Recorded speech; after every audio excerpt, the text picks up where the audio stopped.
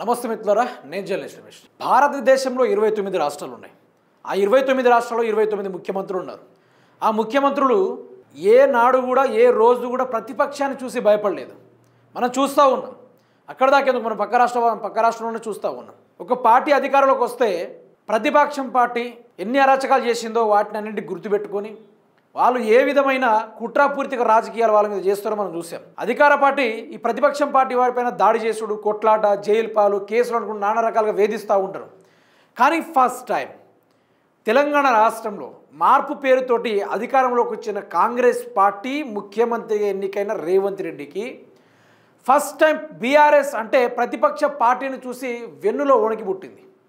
ఒక్క ఎన్నిక పెట్టడానికే ఈరోజు జిగర్ల దమ్ము లేకుండా అయిపోయింది. ఈరోజు ఒక్క ఎన్నికల ప్రచారానికి పోవాలంటే నలు దిక్కుల నుంచి భయం అనే ఒక వాతావరణాన్ని క్రియేట్ చేసింది బీఆర్ఎస్ పార్టీ. ఇది నేను చెప్తున్న ముచ్చట కాదు. ఈరోజు ఎవరు నోట చెప్పినా ఈరోజు ముఖ్యమంత్రి రేవంత్ రెడ్డి స్వయంగానే చెప్పిండు, మా వల్ల కావడం లేదు. నిజానికి కేటీఆర్ కానీ హరీష్ రావు కానీ వాళ్ళ వ్యూహాల్ని తట్టుకోవడం తెలంగాణ రాష్ట్రంలో ఎవరి వల్ల కాదు. మేము ఓడిపోయినా మంచిదే, బట్ బీఆర్ఎస్ గెలుస్తుంది అని వాళ్ళ నోటితోటే వాళ్ళు చెప్పడం జరిగింది. మీరు ఒక్కటి ఆలోచించండి, ఈరోజు రాష్ట్రంలో రేవంత్ రెడ్డి పాలన నడుస్తుందా, బీఆర్ఎస్ పార్టీ పాలన నడుస్తుందా అంటే అబ్జల్యూట్లీగా బీఆర్ఎస్ పార్టీ అని చెప్తారు. బరాబర్గా సమస్యల కాడే వాళ్ళే ఉంటున్నారు. ప్రజల పక్షాన ఉండి గొంతెత్తి అడగడానికి కూడా వాళ్ళే ముందుంటున్నారు. ఇవన్నీ చూసిన కాంగ్రెస్ సర్కార్ అబ్బో మన దాంట్లో సీనియర్ లీడర్ ఉన్నారు, అందరు లీడర్లు ఉన్నారు, కానీ గడ్డాలు పెంచుడు లేకుంటే లేనిపోని మాటలు మాట్లాడు తప్ప అభివృద్ధి ఎట్లా చేయాలో మనకు తెలియదు. కేటీఆర్ అయితే ఇక అట్లాంటి మనిషిని మేము ఎక్కడ చూడలేదంటూ నిజంగా రేవంత్ రెడ్డి నిన్న ప్రెస్ మీట్లా మాట్లాడుతుంటే విచిత్రం అనిపించింది. అయితే మొదటిసారిగా ప్రతిపక్షాన్ని చూసి భయపడి ఓటమిని అంగీకరించిండు తెలంగాణ రాష్ట్ర కాంగ్రెస్ ముఖ్యమంత్రి రేవంత్ రెడ్డి. నా నోటి కన్నా ఆయన నోటి నుంచి అయింటే ఇంకా మంచిగా ఉంటుంది. మేము ఓడిపోయినా పర్వాలేదు, జూబ్లీ హిల్స్లో బీఆర్ఎస్ గెలుస్తుంది. కేసీఆర్ పెట్టిన పథకాలు ఏమీ ఆపలే. ఇక గట్లాంటి ముచ్చట మాట్లాడితే ఇక రాష్ట్ర ప్రజలు ఇక నానా రకాలుగా మాట్లాడతారు. మహిళలకు బతుకమ్మ చీరలు 2 ఇచ్చినాం. మీరు ఇచ్చిన చీరలు మామూలు చీరల 1 కోటి మంది మహిళలకు అందజేసిన గుజరాత్ వాళ్లకు కిషన్ రెడ్డి గులాంగిరి చేస్తుండు. ఇక్కడికి వచ్చే కంపెనీలు తరలిస్తుండు సీఎం రేవంత్ రెడ్డి. కేసీఆర్ గారు 10 ఏళ్ళు పరిపాలించాడు. అప్పుడు ఏ రాష్ట్రంతో కూడా అతనికి సంబంధం లేదు, ఏ రాష్ట్రం నుంచి అప్పు కూడా తెలియదు. ఓన్లీ కొన్ని బ్యాంకుల్ని ఆశ్రయించి అప్పులు తెచ్చాడు, ఆమ్దాన్ని సృష్టించాడు. ఈరోజు ఆ ఆమ్దాన్ని రేవంత్ రెడ్డి మింగుతున్నాడు. కానీ ఏనాడు కూడా నేను చేసిన అభివృద్ధికి పలు పార్టీలు అడ్డుపడుతున్నాయని ఏనాడు కూడా చెప్పలే. అడ్డుపడిన వాళ్ళని ఎగిరిదంతే ఒక్కొక్కరు ఆంధ్రాకు పారిపోయిళ్ళు. గుర్తుపెట్టుకోండి, తెలంగాణ రాష్ట్ర ప్రభుత్వ అభివృద్ధికి అడ్డుపడ్డ ఆంధ్రోళ్ళకి కానీ ఈ రేవంత్ రెడ్డి కానీ కేసీఆర్ ఎగిరిదంతే ఒక్కొక్కరు ఆంధ్ర బార్డర్లో పోయి పడ్డారు. అది నాయకుని లక్షణం, రాజసం తీరది. నా వల్ల కావట్లేదు, నేను ఏం చేయాలని కూడా అడ్డుపడుతుర్రు, నేను ఏం చేయాలి, ఇప్పుడు రాష్ట్రాన్ని మీకు అప్పచెప్తా, మీరు పరిపాలించుకోండి, నెల మొత్తం కొట్టి చంపినా కోసినా కూడా 18,000 కోట్ల రూపాయలు ఉన్నాయి, ఏదాపి ఎవరికి ఏం చేద్దాం మీరే చెప్పండి అంటే మరి రాష్ట్ర ప్రజలు ఒక్కటే అంటారు, పీకనికి అయినవా అని ఒక డైలాగ్ కొడతారు. ఇది నేను స్వయంగా కాదు, ప్రజల ద్వారా ముచ్చట. పీకనికి అయినవా అని కూడా ఎవడైనా అంటాడు. ఈరోజు చాలామంది ఎవరైనా మాట్లాడుకున్నా కూడా అంతేనే కాదా. ఈరోజు నీకు పరిపాలన చేతగాక విష సంస్కృతిని లేవనెత్తి నానా రకాలుగా డ్రామాలు చేస్తున్నావు. నిన్ను ముఖ్యమంత్రిగా ఎన్నుకోవడం ఈరోజు తెలంగాణ రాష్ట్ర ప్రజలు చేసుకున్న దౌర్భాగ్యం, నంబర్ 1 దౌర్భాగ్యం. అందులోనూ రేవంత్ రెడ్డి ఇక ఎట్లాగో జూబ్లీ హిల్స్లో మేము అది చేస్తాం ఇది చేస్తాం చెప్పేద్దాం, అసలు చేస్తేనే చెప్పుకోవడానికి. వాళ్ళు ఏం చేయలేదు, అందుకనే ఏం చెప్పుకోలేకపోతున్నారు. ఏం చేసిండో మీరే చూడండి. ఇక జూబ్లీ హిల్స్లో కాంగ్రెస్ ప్రలోభాలు, ఓట్లకు డబ్బులు, చీరల పంపిణీ, ఇంటింటికి వెళ్ళి పంచిన కాంగ్రెస్ నేతలు. ఎర్రగడ్డ హోటల్లో పాలక్పై రైడ్, 11 మంది అరెస్ట్, పోలీస్ స్టేషన్కు తరలింపుగా. ఈ తీరుగా ఇప్పుడు ఎట్లయినా ఓట్లలో గెలవాలంటే ఇట్లాంటి కార్యక్రమాలు చేయాలా. అందుకనే ఈ ప్రభుత్వం ఈ తీరుగా కొనసాగుతూ ఉంది. వీటి గురించే కొన్ని ఉన్నాయి మిత్రులారా, ఇక మాట్లాడుకుందాం.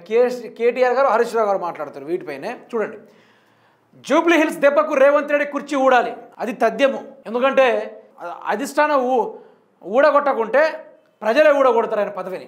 3 నెలల్లో పదవి ఉంటుందో ఊడుతుందో. సీఎం కుర్చీపై కత్తులు నురుతుర్రు, నల్గొండ ఖమ్మం లీడర్లు రెడీ అవుతుర్రు. బుల్డోజర్ను ఆపాలంటే కారు గుర్తుకే ఓటేయాలి. మోసం చేసిన కాంగ్రెస్కి బుద్ధి చెప్పాలి. కాంగ్రెస్ లేకపోతే ముస్లింలు లేరని అంటుండు. ముస్లిం సోదరులు బుద్ధి చెప్పాలి. యూసుఫ్ కూడా ప్రచారంలోకి కేటీఆర్ ఆడికి ముస్లిం వాళ్ళు ముస్లిం ఇమాం అదేవిధంగా ముస్లిం పెద్దలు వాళ్ళు ఒక రేంజ్లో రేవంత్ రెడ్డిని తిట్టుకుంటూ వస్తూ ఉన్నారు. అటువంటి తిట్లు ఇక మన జిందగీలో మనం వినలేము కూడా. అయితే కారు గ్యారంటీ రావాలి, అప్పుడే 6 గ్యారంటీలు అమలు. బీఆర్ఎస్ గెలిస్తే రాష్ట్రానికి మేలు, ఓడగొట్టి సర్కారు మెడలు వంచాలి. కేసీఆర్ హయాంలో తెలంగాణ ఆదర్శం, మాజీ సీఎం పథకాలను మోడీ కాపీ కొట్టాడు. రాష్ట్రం ఆచరించినవే దేశం ఆచరించింది. నగరాన్ని రజనీకాంత్ న్యూయార్క్తో పోల్చాడు. 2 ఏళ్లు రేవంత్ పాలనలో అంతా విధ్వంసమే. మంత్రుల మధ్య వాటాల కోసం పంచాయతీలు, ఎరువుల కోసం రైతులు క్యూ కడుతున్నారు. ఉప ఎన్నికలో సునీతమ్మకు ఓటేయాలి, గెలిస్తే జూబ్లీ హిల్స్కు అండగా గులాబీ దండు. చివరి రోజు ప్రచారంలో హరీష్ రావు అదే KTR power point presentation reach. అసలు మనం ఊహించలేము అటువంటి పవర్ పాయింట్ ప్రజెంటేషన్. జిందగీలో కూడా ముఖ్యమంత్రి రేవంత్ రెడ్డి పార్టీ వాళ్ళు ఎవరు కూడా ఇవ్వలేరు. అయితే రేవంత్ రెడ్డి పైన అందరూ ఏకమై మిత్రులారా చూడండి. బండి సంజయ్ కూడా మీరేం ముందుకు పోకుర్రి, ఇక వాళ్ళే కొట్టుకొని వస్తారన్నట్టుగా చెప్పిండు. మీరే వినండి, వాళ్ళే దిగిపోతారు, ఎవరు దింపాల్సిన పని లేదు. 2034 వరకు కాదు, 2027కే అవుటు. జూబ్లీహిల్స్ సర్వేలు తారుమారుతాయి.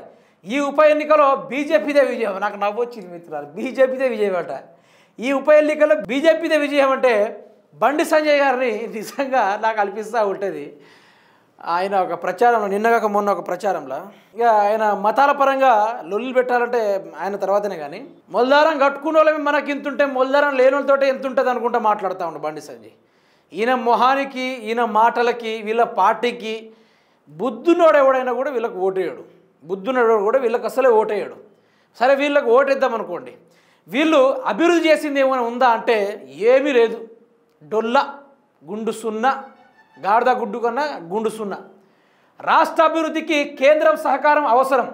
ఇక మీరు కేంద్రం నుంచి సహకారం తీసుకొని మీరు 8 మంది ఎంపీలు చేసిన కార్యక్రమాలకి ఈరోజు గ్రామాలు ఒక సిటీలాగా వెలుతురులో కాంతి వెదజల్లులతోటి ఎంతో బ్రహ్మాండంగా అద్భుతాలు అయినాయి. మామూలు ఊరు వాడల్లో బండి సంజయ్ అభివృద్ధి పథకాలు అసలు చెప్పొద్దు వీళ్ళ గురించి. కానీ చాలా గొప్పలు అబ్బా, చాలా అంటే చాలా గొప్పలు. అందులోనూ రేవంత్ రెడ్డిది నాకు హైలైట్ అనిపించింది. మేము ఓడిపోయినా పర్వాలేదు కానీ జూబ్లీ హిల్స్లో బీఆర్ఎస్ఏ గెలుస్తుందని ఒప్పుకోవడంలో అసలు ఒక ముఖ్యమంత్రి హోదాలో ఉండి రేవంత్ రెడ్డి ఇట్లాంటి మాట్లాడు ఇది కొంచెం విచిత్రంగా అనిపించింది. ఎందుకో భయం అనిపించింది ఆయనకు. కేటీఆర్ కానీ ఆయన రోడ్ షో వ్యవహారాలు కానీ చూసి సోషల్ మీడియా పనితీరు కానీ ఇవన్నీ చూసిన తర్వాత రేవంత్ రెడ్డికి నాకు తెలిసి భయం అనిపించి డైరెక్ట్గా సరెండర్ అయిపోయింది. మాట్లాడుకోవడానికి ఏం లేదు అక్కడ. తిట్టుడు తప్ప ఎల్లకాలం తిడితే జనాలు ఎవ్వరు కూడా చూడరు. ఈరోజు కాంగ్రెస్ కార్యకర్తలే కాండ్రించి ఉంచేస్తున్నారు ఈ ప్రభుత్వం మీద. ఎందుకని ఇట్లాంటి వాళ్ళని మేము అనుకోలేదు. అనవసరంగా ఈరోజు ఊర్లలో మా పేరు పోయినట్టు అయిపోయింది. మేము ఒక్కొక్కరిని తీసుకెళ్ళి మరి ఓటేయించినాం. ఈరోజు ఆ వ్యవహారం కూడా బెడిసి కొట్టింది అనుకుంటే ఈరోజు ఊర్లో ఉన్న ప్రతి ఒక్క ప్రజలు బాధపడుతున్న తీరు అంతే. రేవంత్ రెడ్డి అభివృద్ధి గట్లా ఉంది, మళ్ళీ ఏం చేద్దాం. మళ్ళీ ఈరోజు రేవంత్ రెడ్డే ఒప్పుకున్నాడు. ఆయనకు ఇక నాకు తెలిసి తనంతట తానే రాజీనామా చేసేటట్టున్నాడు.